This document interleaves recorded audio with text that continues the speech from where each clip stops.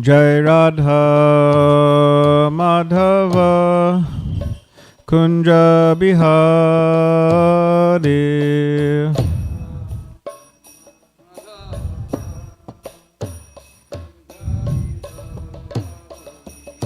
Jai Radha Madhava Kunja Bihari.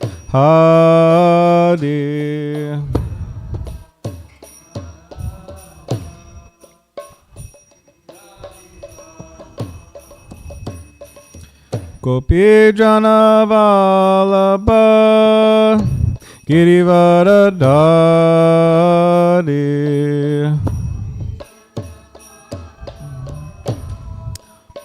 Girivarada Gopi Jana Vallabha Girivaradari.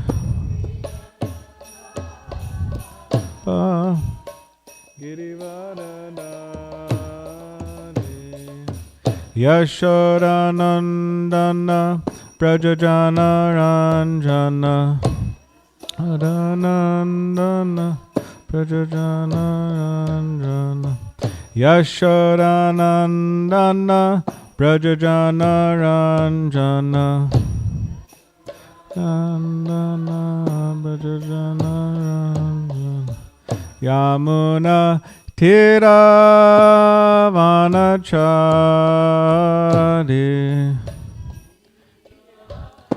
Vanachari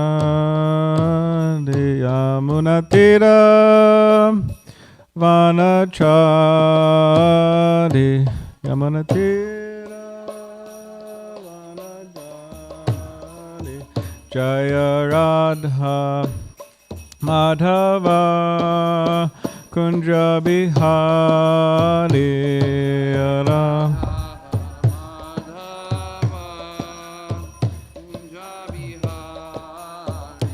Jaya Radha Madhava Kunja Bihari.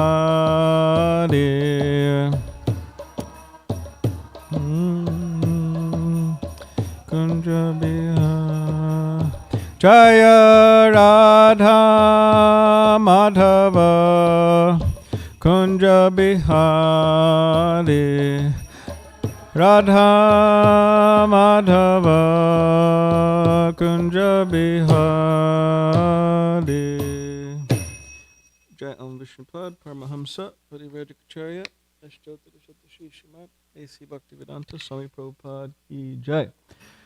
Jai Om Vishnupad Paramahamsa Parivrajacharya Ashtotara Shatashi Srimad Srila Bhakti Siddhanta Saraswati Thakur Prabhupada Ki Jai. Ananta Koti Vaishnav Vrinda Ki Jai. Namacharya Srila Haridas Thakur Ki Jai. Prem Se Kaho Shri Krishna Chaitanya Prabhu Nityananda Shri Advaita Gadadhar Shri Vasari Gaura Bhakti Vrinda Ki Jai. Shri Shri Radha Krishna Gopa Gopinath Shama Kun Radha Kun Giri Govardhan Ki Jai. Vrindavan Dham Ki Jai. Navadvip Dham Ki Jai. Ganga Imuna Mai Ki Jai. Tulsi Maharani Ki Jai. Bhakti Devi Ki Jai. Samaveta Bhakta Vrinda Ki Jai. All glories to the assembled devotees. All glories to the assembled devotees. All glories to the assembled devotees.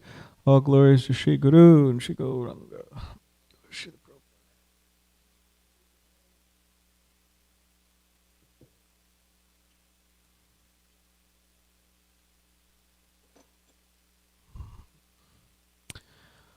Om Namo Bhagavate Vasudevaya.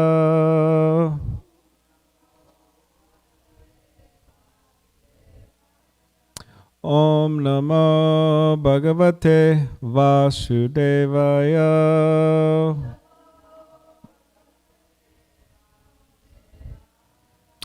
Om Namo Bhagavate Vasudevaya.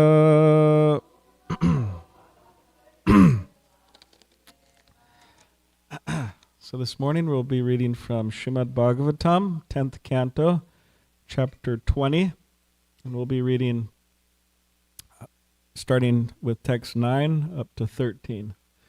We'll be focusing today on 13.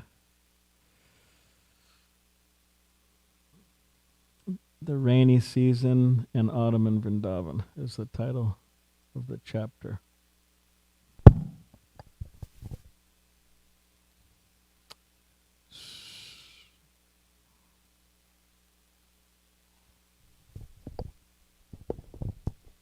Text 9. The frogs who had all along been lying silent suddenly began croaking when they heard the rumbling of the rain clouds. In the same way that Brahmana students who perform their morning duties in silence begin reciting their lessons when called by their teacher. With the advent of the rainy season, the insignificant streams, which had become dry, began to swell and stray from their proper courses, like the body, property, and money of a man controlled by the urges of his senses. The newly grown grass made the earth emerald green, and the Indragopa insects added a reddish hue, and white mushrooms added further color and circles of shade.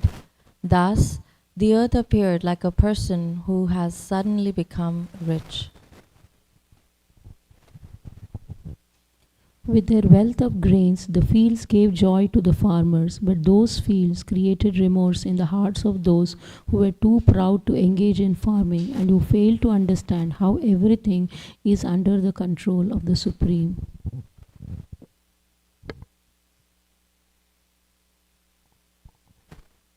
Thank you.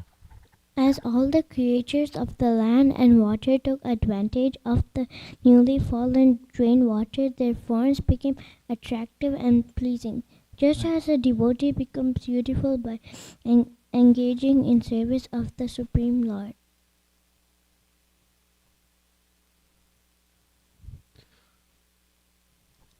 Okay, let's see.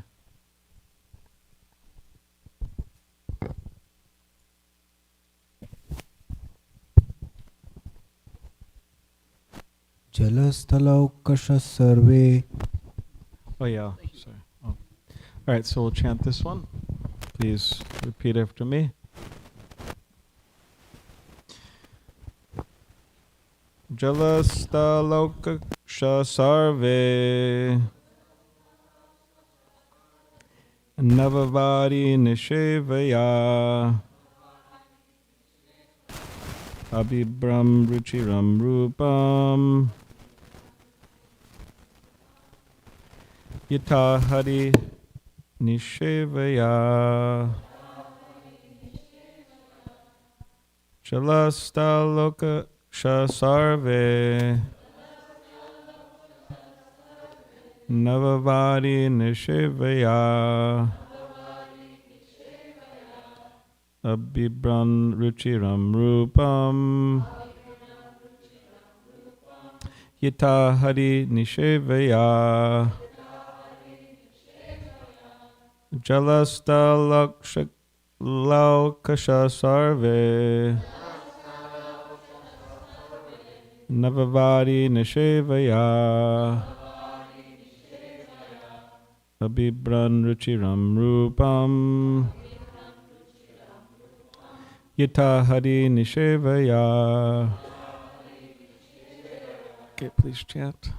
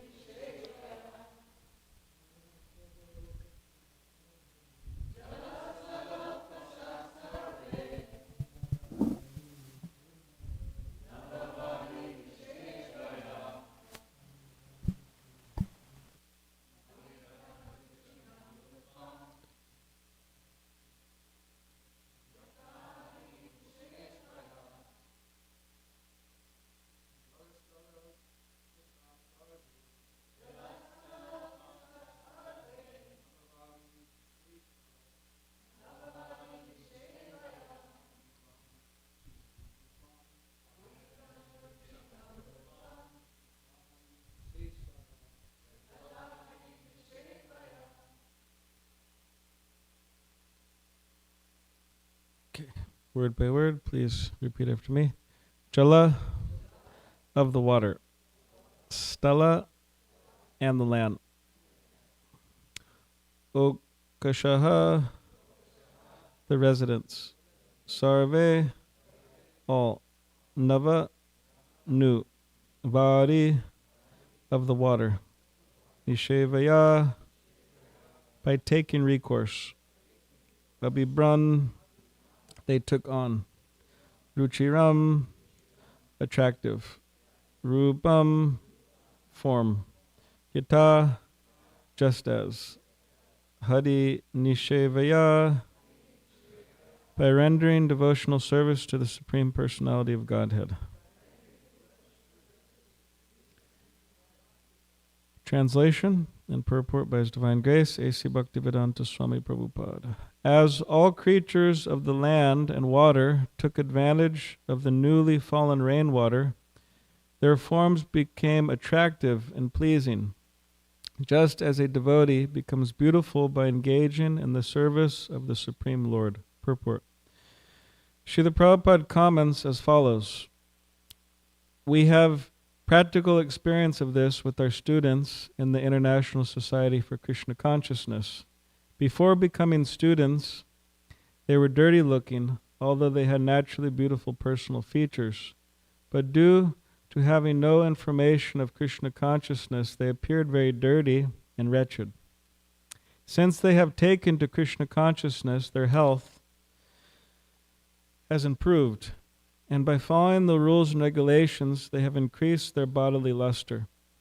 When they are dressed with saffron-colored cloth, with tilak on their foreheads and beads on their hands and on their necks, they look exactly as if they have come directly from Vaikuntha.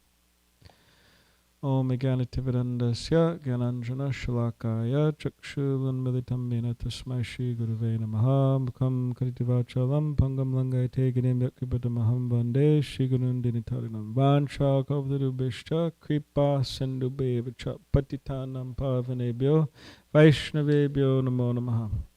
Jai Shri Krishna Chaitanya Prabhu Nityananda Shri Advaita Gadadhar Shivasadi Gaura Bhaktivinoda Hare Krishna Krishna Krishna Hare Hare Hare Rama Rama Rama Hare Hare.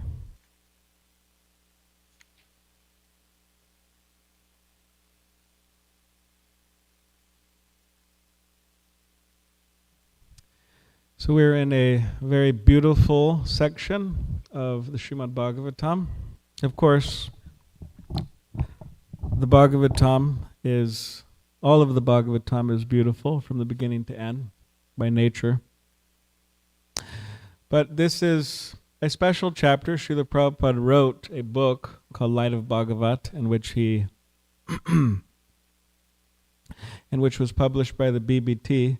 Srila Prabhupada had an idea that he would go to Japan to propagate this book, knowing that people of Japan by nature are, very much into nature. So he was going to use nature as a way to communicate Krishna consciousness.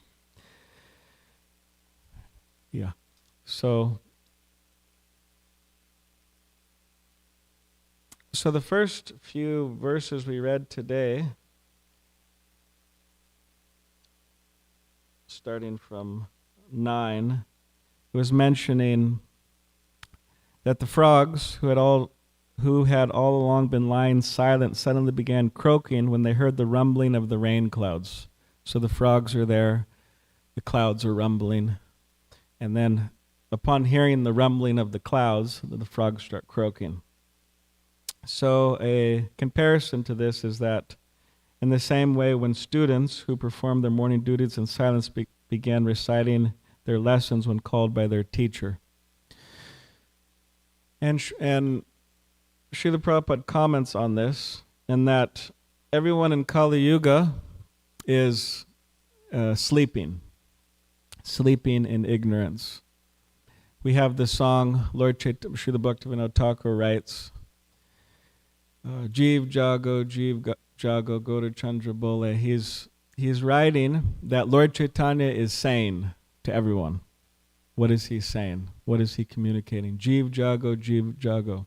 That you have been sleeping, Lord Chaitanya is saying to everyone, you have been sleeping in the witch, in the lap of the witch of Maya for so long. So now, please rise, please awaken.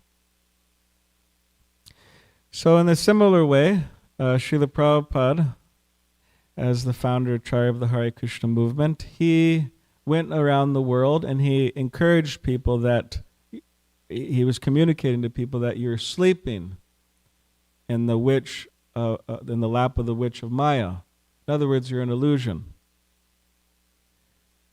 Thinking that you're the material body, thinking that the goal of life is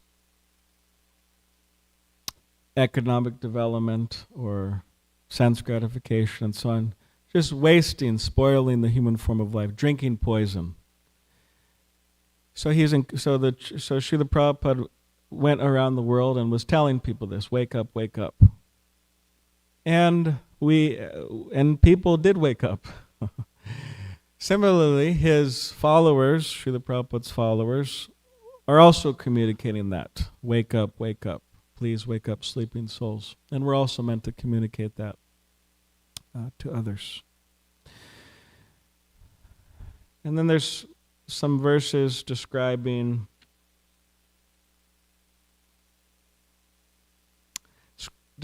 how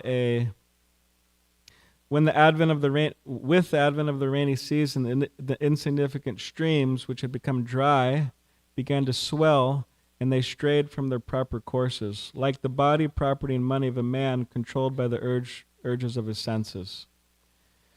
So Srila Prabhupada writes that sometimes a materialistic person, materialistic woman or man, they may stumble upon fortune in some way. And they may look like they're enjoying a lot.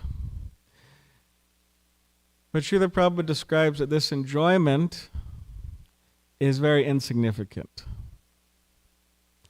Just like as human beings we need water, everybody needs water.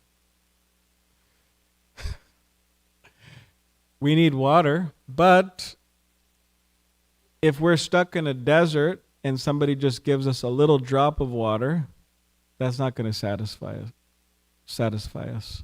So similarly, all of the plans to be happy without Krishna, separate from the Supreme Personality of Godhead, is just like a drop of water in the desert.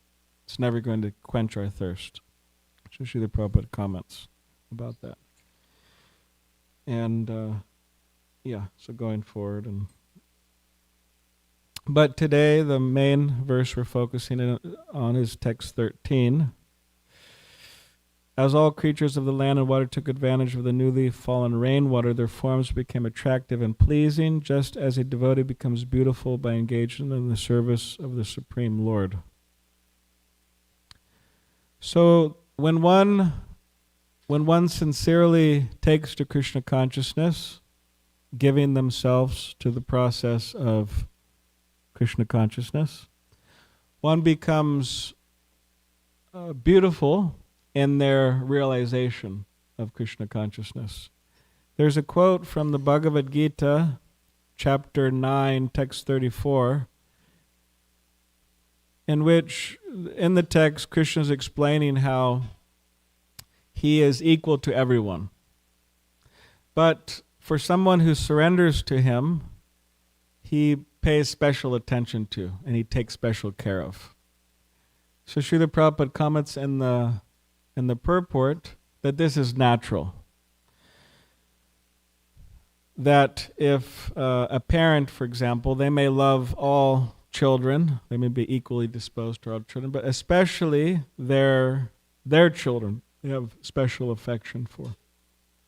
So Srila Prabhupada writes in the purport, in that verse, he compares the devotee of Krishna and Krishna to something.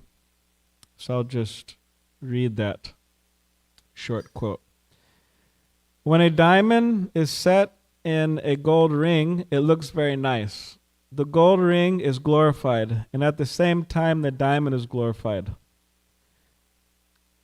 So you have a gold ring, you have a diamond.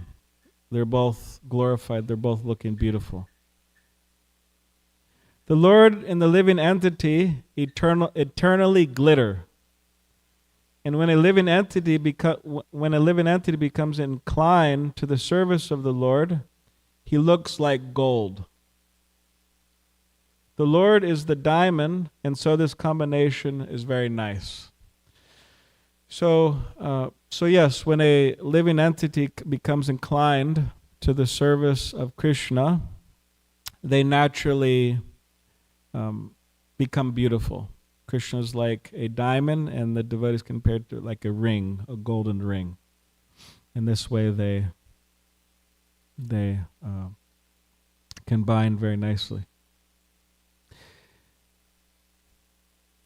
And we should always remember that Krishna consciousness is not automatic, that Krishna will reciprocate with us according to our desire. Ye yatamam prapadyante tam tadaiva bhajamiham. So if we want Krishna 20% or 50% or 70%, whatever percentage we want Krishna, Krishna will give himself. He's reciprocal. And by definition, this is personalism. And we are not just personalists, but we are, if you want to say, into radical personalism. And that analyzing the different philosophies of the world, the different religious paths of the world, we see Krishna consciousness is in a very unique category of personalism. Yes. And as sweet as this is, it can also be challenging, this idea that's being brought up in today's purport. And why is that? Because we cannot hide from Krishna. And we cannot hide from our spiritual master, and actually we can't hide from the devotees. The face is the index of the mind. Once one devotee, he was getting initiated by Srila Prabhupada in Venezuela. And some days before his initiation, he was a brahmachari. Some days before his initiation, he was stealing the Mangal Arti sweets. Anyone ever did that? He was stealing the Mangal Arti sweets. It probably happens every day. I'm sure it's transcendental theft, right? I'm not stealing it from me, I'm stealing it for somebody else. So that was his common practice. He would steal the Mangal Arti sweets, and then he would go to a secluded place and he would take the sweets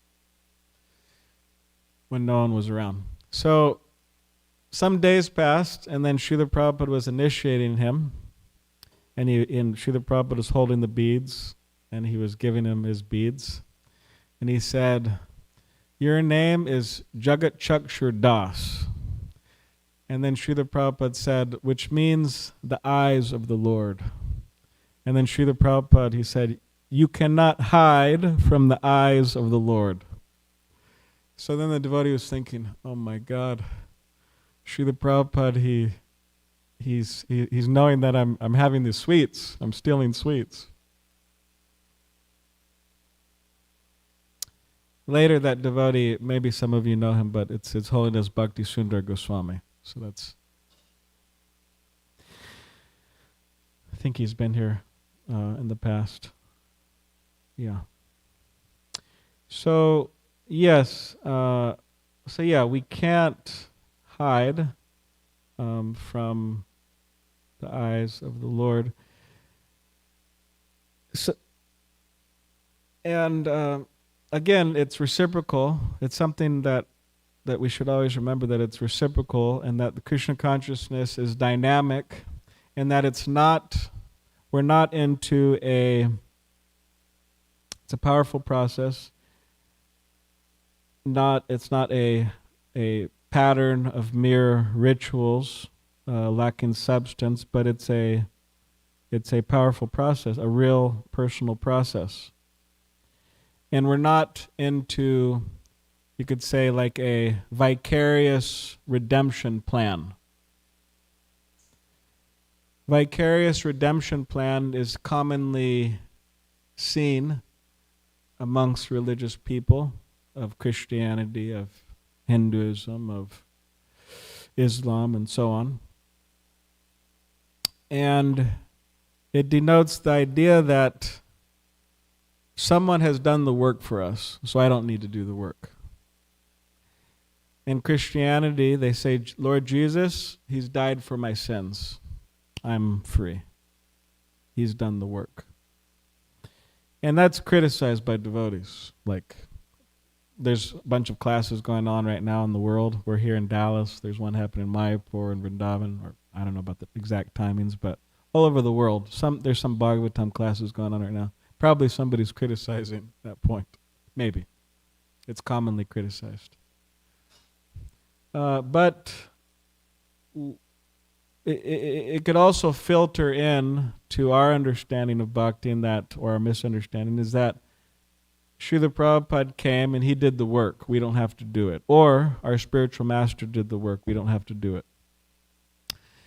Of course, they are there as an example for us, and they have done so much work for us and everyone in general.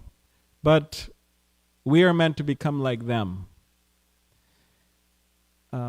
As much as it's possible, we're meant to become like them. Not that we subscribe to this vicarious redemption program. About reciprocation, it's not told very often, but sometimes told. Srila Prabhupada was in, I think it was Southern California. Southern California is an interesting place. I live there. I could tell you all about it. I grew up there. Been serving there in the ashram for the last 20 years, but it's an interesting place. You spent some time there, right, in Los Angeles? So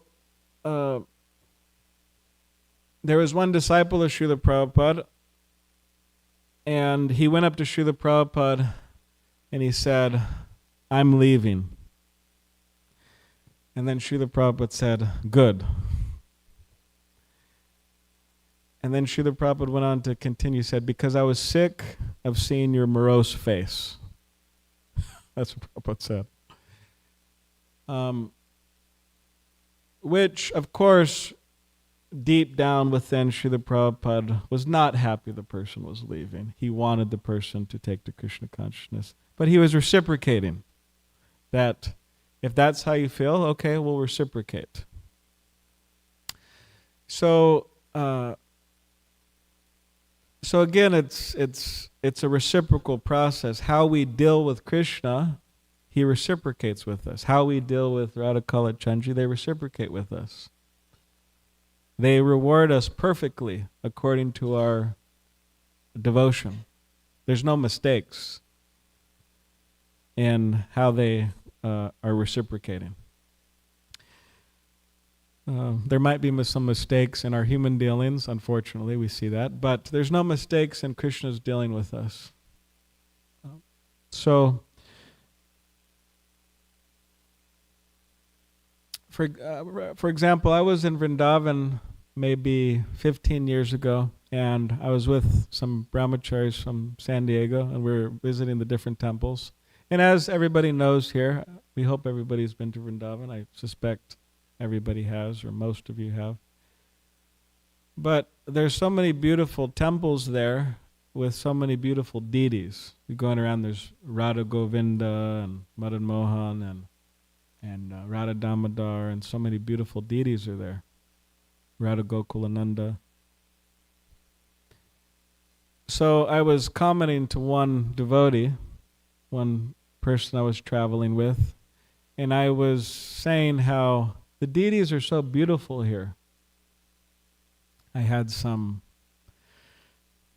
some small glimpse by the mercy of Krishna, by the mercy of my spiritual master and the devotees, some small glimpse into their beauty. I can't say that I had a full glimpse, but I had some small glimpse. And then the devotee, he told me, he said yes. Because the devotees love them so much.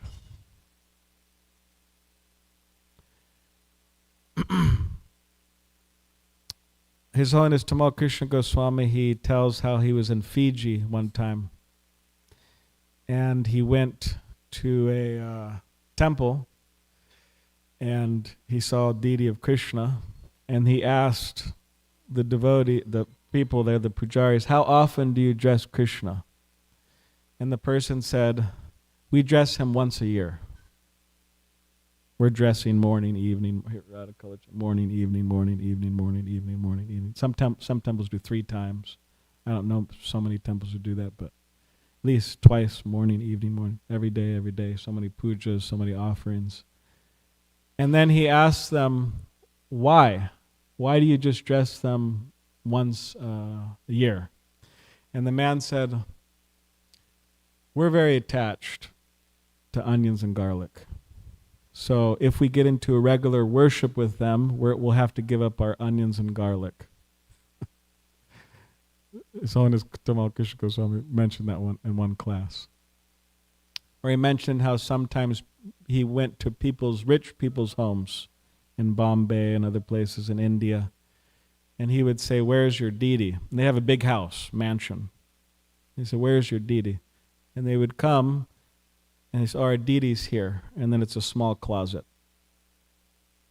And then they're offering little sugar candy. Whereas all the people of the house, they're eating whatever, all types of fancy stuff. And they offer little sugar candy. So he mentioned these 2 things.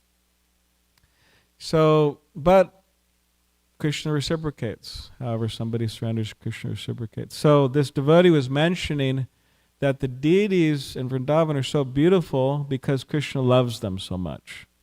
Because the devotees love them so much, the deities.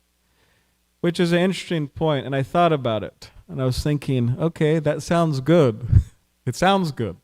Wow, that sounds really like really full of bhakti, which it is.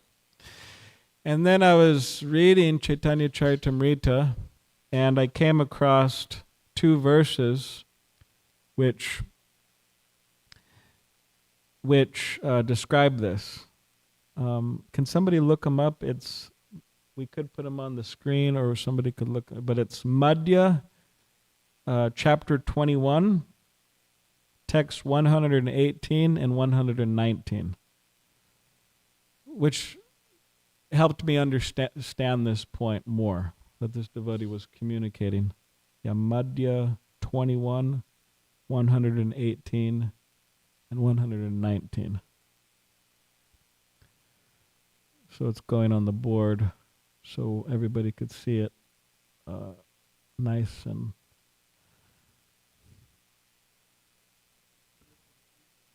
no, that's okay. Yeah. So it says, both the gopis and Krishna are complete. The gopis' ecstatic love is like a mirror that becomes newer and newer at every moment and reflects Krishna's bodily luster and sweetness. So their affection is like a mirror. Reflects Krishna's bodily luster and sweetness. Thus, competition increases. Since neither give up, their pastimes become newer and newer, and both sides constantly increase. The transcendental mellows generated from the dealings between the gopis and Krishna cannot be tasted by means of fruitive activities, yogic austerities, speculative knowledge, regulative devotional service, mantra, yoga, or meditation. This sweetness can be tasted only through the spontaneous love of liberated persons who chant the holy names with great ecstatic love. So it's like a competition. The gopis are looking at Krishna, and he's becoming more beautiful.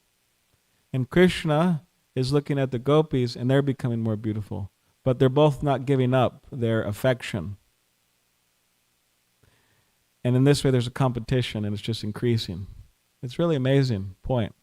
I thought about this verse last night when I'm staying with devotees here down the Govinda's house. I think Govinda's in the back there. Staying at Govinda's house.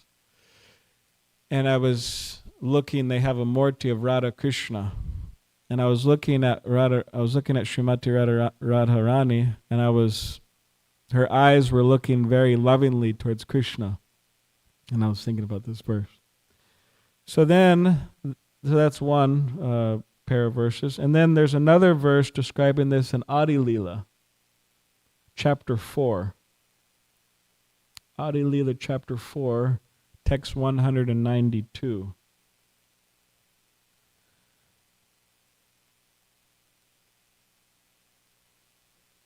Yeah, sorry, 192. Adi Leela, chapter 4, text 192. The beauty of Lord Krishna increases at the sight of the beauty of the gopis. And the more the gopis see Lord Krishna's beauty, the more their beauty increases. In this way, competition takes place between them in which no one acknowledges defeat. So that's quite amazing. So when we think about this devotee statement is like, because the devotees love the deity so much, and therefore they're more beautiful. So we could think about these verses. So this is the sweet ecstatic exchange between Krishna and his pure devotees. And of course, we can't imitate that because that won't work, but we can try to make our way through the process of bhakti so we can eventually have this sweet exchange with Krishna, in which Krishna becomes more beautiful and the devotee becomes more beautiful, and there's a constant competition. And this is what bhakti is all about. It's not about studying this book or that book as much as we do emphasize studying books, but just merely studying books or merely performing austerities or being a renunciate or this or that or whatever. What it comes down to is how much have we given ourselves to Krishna, the Supreme Personality of Godhead, with love and devotion. And how much have we offered similar love and affection to the devotees. Dadati pratigrinati guyamakati prichati. 6 loving exchanges between the devotees. So the more we're able to do that, the sweeter our life will be. So those are some thoughts. Does anybody have any question or comment? Yes. Please.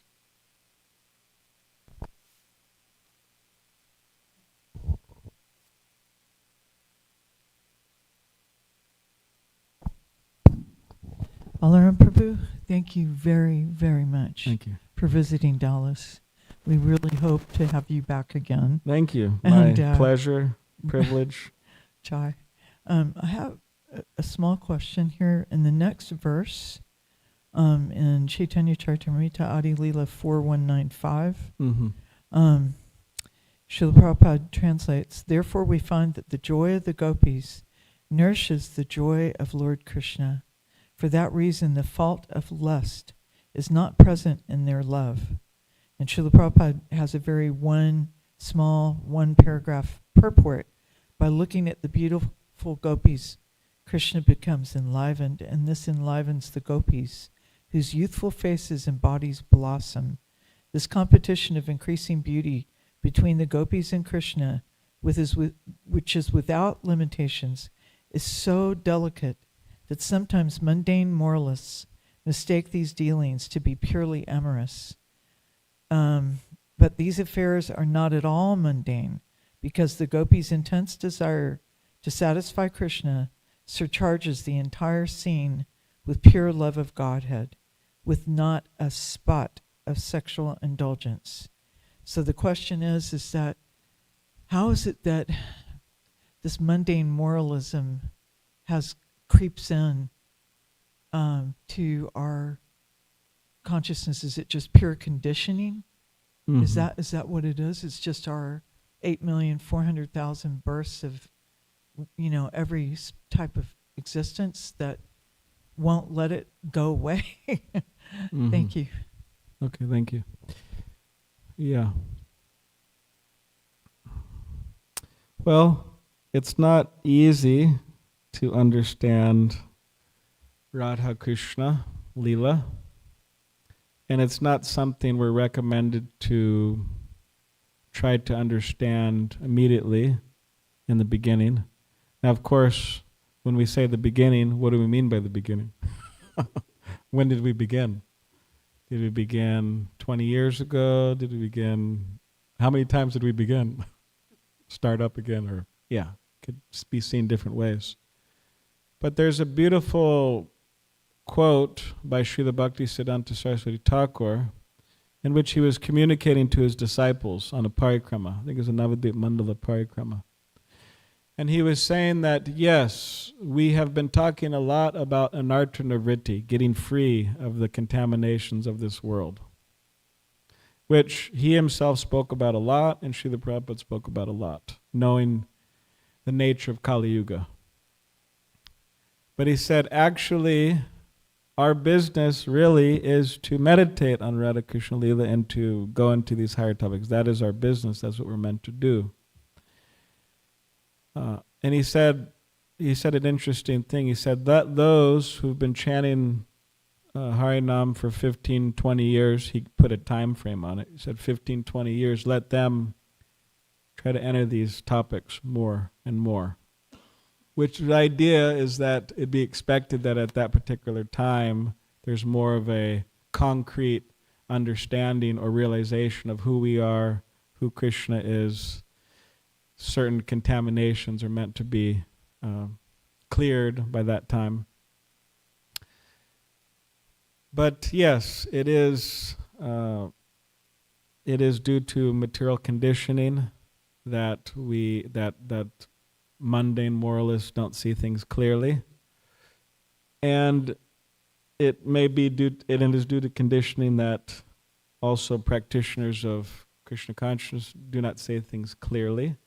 So therefore, Chaito Darpana Marjanam, where there's so much stress. Chant Hare Krishna, Harinama, Harinama, Harinama Eva Kevalam.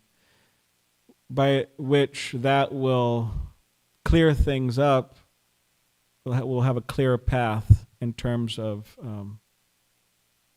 approaching Radha Krishna. And as quoted by Srila Prabhupada in relation to spreading the Sankirtan movement, he said that the goal is to approach Radha Krishna, to enter their dancing party. That's the goal of Krishna consciousness.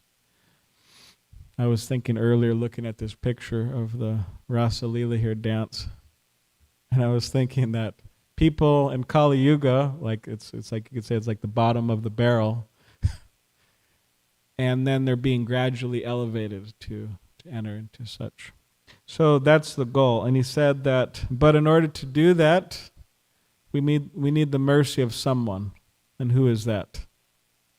Chaitanya Mahaprabhu. And in order to get the mercy of Chaitanya Mahaprabhu, we have to get the mercy of Nityananda Prabhu. And in order to get the mercy of Nityananda Prabhu, we have to do something very difficult. We have to approach people in Dallas. He says we have to approach the Jagais and Madhais. Means the people in this world, we have to try to give them Krishna consciousness. And as one of our friends used to say after every Harinam, that we would on Friday nights go out, we'd do Harinam and then say, Harinam Sankirtan Ki Jai. saving all the jagas madas ki jai. And then one of our friends would say, of which there is no shortage. So there's no shortage of persons who need help in Krishna. So by that process, we're able to gradually understand also. And there's many songs like that by Narottam Das Thakur and other acharyas. So there's some thoughts about that. Thank you Yes. so much. Yeah, you're welcome. Hare Krishna Prabhuji, thank you so much for wonderful class. Thank you. So my question is, when we are in some difficulty, then we tend to think of Krishna, means I'm talking about myself. But when we are very happy, then we think something else, our mind goes away. I'm not still in the situation where I have some kind of a speck of prema or longing for Krishna. I'm just so much bound in my day-to-day life that if I'm happy, I forget Krishna. So how to, get that situation where I can long for Krishna, I can remember Krishna every moment, even if I am happy. Mm-hmm. Basically, I'm happy all the time. So how to remember Krishna all the time? You're saying you have are you referring to the happiness being like comfort? Yes. Comfort or free of difficulty, like that? Yeah, sometimes that's the danger with sattva gun or pious life, a life of piety, is that everything's so good, the prasadam's good, or the food's good, or the prasadam's good, or it's more, the house is nice, the family's nice, everything's kind of comfortable. I mean, whether you could be, there's so many cases of brahmacharis in temples also. It's a trap in the world. It's a trap, you could say, of the mode of goodness or a mode of piety. But one thing that we should try to understand is that sinful life will not bring us happiness. For pious people, that's very easy to understand. They think, yeah, that's just really gross life. But also, we should try to understand that a pious life will not bring us happiness. Living a good life will not bring us happiness. What will bring us happiness is living a transcendental life, where we're attached to the Supreme Personality of Godhead, Krishna. As the Srimad Bhagavatam says, Savai pumso paro dhamma yato bhaktir hoksajay ahoitikiya pratiyata yatma suprasidati. That bhakti, and it has to be of a certain quality, and that is uninterrupted, means we're always engaged in bhakti, and unmotivated, there's no material motivation. That will bring full satisfaction to us, the soul. So we should try to understand. We should try to philosophically understand, if you want to say, become convinced of that only Krishna, my connection with Krishna will bring happiness. A pious life will not bring happiness. We have to become convinced of that. And not to scare anybody or not to scare myself, but there's certain methods that are used by Krishna or by material nature or whatever to help us understand that. One thing about a pious life, I mean, I'm not referring it to you or anyone here, but the pious life in general, because I'm not saying that you're just living a pious life. I know you're living a Krishna conscious life and so on, but Srila Prabhupada commented about a pious life. He made a very interesting statement. He said he was in India. There's a lot of pious people in India. There's many comments Srila Prabhupada makes that Krishna consciousness is more or less like flowing through their blood. They just naturally. He was at a life member's home, and he was there with some disciples, and then he was speaking with them, and then from a distance, maybe from like me to that wall over there, the far back wall over there, there was a man there, a Hindu gentleman with his family. And then Srila Prabhupada, he spoke to his disciples, and he said, you see that man over there?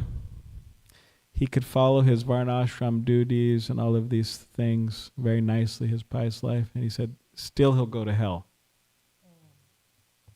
Prabhupada said that, still he'll go to hell. And then you think, and there's shlokas like that in the Bhagavatam actually, in the beginning.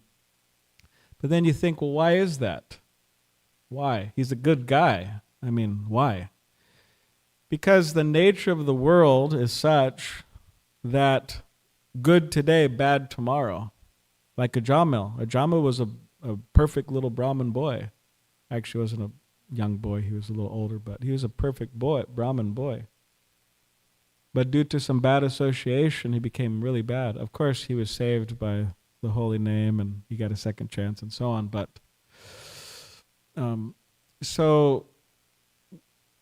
we could think about some of these things in relation to piety, that it's not that we're safe if we're pious. I mean, we're definitely not safe if we're sinful, but it's not safe if we're pious either.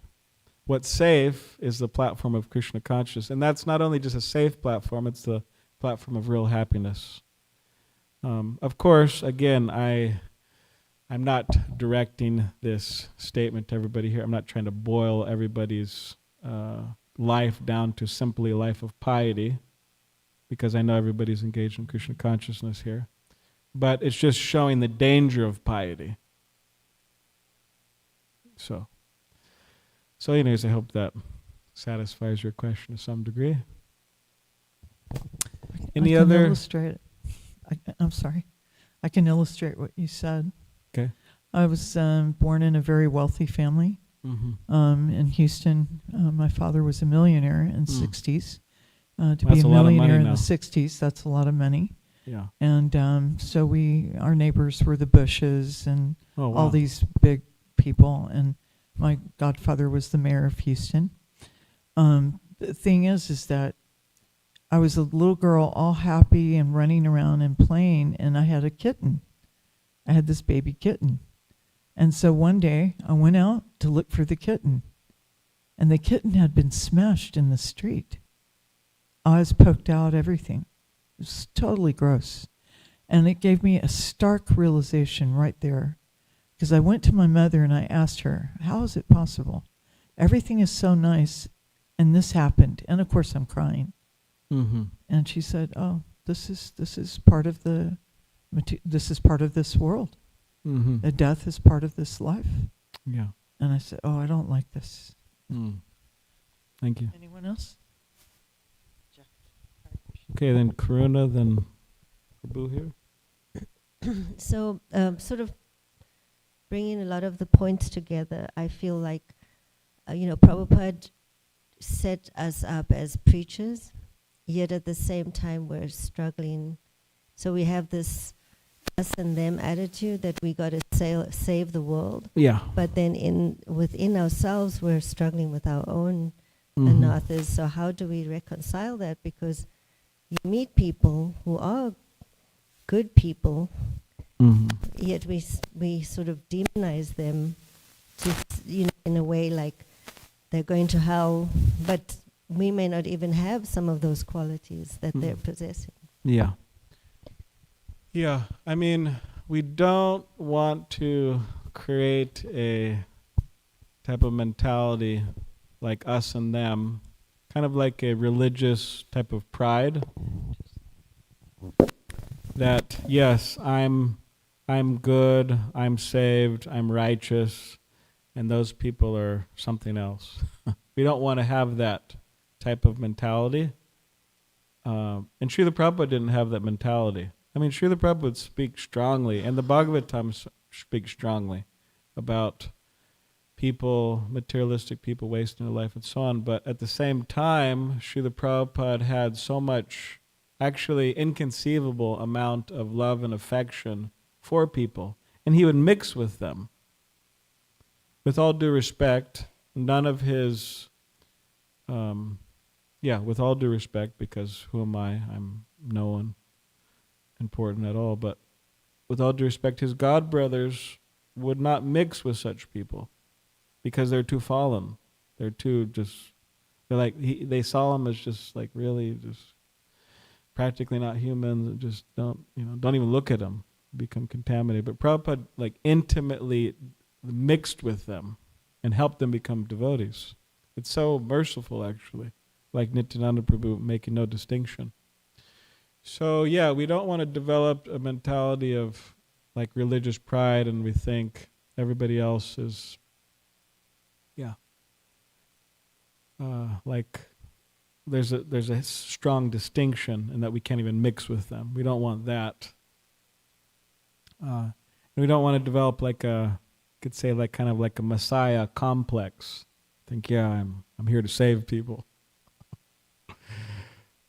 But simply we want to, out of great love and great affection and the mood of Srila Prabhupada and the mood of Lord Nityananda, we want to very nicely encourage people. Please come see your best friend Krishna. We want to introduce them to their best friend Krishna, and we want to introduce them to Srila Prabhupada, in which all their problems will be solved. So it's a matter of vision. Umay Vangsho Jiva Loke Jiva Buddha Sanatana, that we should see everyone as part and parcel of Krishna, as lost sons and daughters of the Supreme Personality of Godhead. So it has nothing to do with hatred, it has nothing to do with superiority complex, it has nothing to do with anything like that. But it's actually exactly the opposite. It's great love. That's what it's based on, and compassion. So I hope that. Yes. Nanda Braja Prabhu. Wonderful class, Prabhu. I was seconding Mother Kunti's, please come more and more and more. Thank you. And share Krishna consciousness with us. I was appreciating your point about getting the mercy of Nityananda Prabhu, and about how that gives us the mercy of Lord Chaitanya. And I was kind of connecting it with what Mataji was saying, and the content. We got nice food, we got nice music, nice friendships, and we can get content in that. It can be easy mode, like cruise control, Yeah. And I was thinking that one thing that can help us kind of smack us off that is going out and preaching, right? Yeah. One thing is the desire to get that nectar, right? We're like, man, I'm happy, I'm content, everything's going well, but I still want, and so that preaching gives that nectar that we're looking for, and also it has a ability to smack us upside the head. Yeah. And I was wondering if you might comment on that as a preacher in San Diego. Yeah, I mean, there's definitely some special happiness in sharing Krishna consciousness with others, that's for sure. I mean, everybody has the experience here, I'm sure, of giving someone a book or explaining Krishna consciousness to someone. So there's a special happiness there. But yeah, like you said, it's definitely good to go out and to see what's going on in the world in a practical sense. And yeah, we'll see how people are suffering, we'll see how people are struggling. And we'll try to give them Krishna consciousness, and we'll see how they don't accept it sometimes, and how that could be good for us. That could be very humbling for us, which is good. When you knock on a door or something, and the person opens the door and he looks at you and slams the door or something, it's good, because it makes us humble, and it's good to be humble. That's one of our cornerstone principles, foundational principles. We should be humble. So yeah, that's there. Yeah. But also we should remember that preaching also means deity worship. People are coming seeing the beautiful deity. Preaching also means raising a good Krishna conscious family. we're all working together, and cleaning the temple, deity worship. So many things are all working together. Because, for example, if people come to the Hare Krishna movement and they see very strong, happy, healthy, spiritually enlivened families, they think, oh, okay, wow, this is really enlivening. My family is not exactly like this. And there's some, so yeah, it all works together. So, any other? Yes. Hare Krishna Prabhu, thank you for the wonderful Yes. class. Hare Krishna. Well, I was just wondering, sometimes when we are chanting, we go through dry spells and we don't feel anything. And because of that, at least I have seen in myself that my utsaha goes down. What would be the solution to that? Well, I mean, you want to call them dry spells when we don't feel anything. I mean, we must be feeling something. Maybe tired or bored or distracted or something. I'm feeling something. We as living entities, we have to feel something. But I understand the principle. But there's a beautiful commentary by Srila Vishwanath Chakravarti Thakur in the 10th canto of the Srimad Bhagavatam. He talks about the Rasa Leela. He's commented on that section. And he says that we see that in that pastime that Krishna leaves and all the gopis are there deserted. And the example is given that if one gains a lot of money and then they lose it, they'll always be thinking about that money. It's an example that's given. So they had the association of Krishna, and then they lost the association of Krishna. And then they're always thinking, okay, Krishna, we need the association of Krishna. But he said, similarly, Krishna, when he's dealing with his sadhakas, spiritual practitioners, who are not on that highest level, he says Krishna deals in a similar way. And that sometimes he removes himself, or it seems that he's not reciprocating with us. But his not reciprocating with us is his way of reciprocating with us. He's removing himself on purpose. Why? To increase the desire or decrease the intensity or the sincerity. And being removed from Krishna, the devotee thinks, I'm such a fool. I'm such a rascal. I'm so not Krishna conscious. And then they start to reflect on themselves. And by that reflection, that humble mood of reflection, Vishwanath Chakravarti Thakur explains that this purifies one of selfishness and so on. It purifies one. And then one develops or awakens a spontaneous attraction, which is brilliant, like gold, like a spontaneous attraction to Krishna. So, yeah, if we're not feeling the mercy of Krishna, we shouldn't give up, but we should increase our endeavors. That's the lesson. It's not, oh, I'm not feeling the mercy of Krishna. All right, forget about it. But it's, I'm not feeling the mercy of Krishna, let me increase my endeavors. So that's the idea. And that's what Krishna is trying to pull out of us. So that's what he says. So that's what I would say about that. Thank you. Any last question? Comment? Okay. All right. Thank you all very much. Grantaraj Srimad Bhagavatam ki jai, Srila Prabhupada ki jai, Nitya Gaur Brahmananda Hari Hari Bol.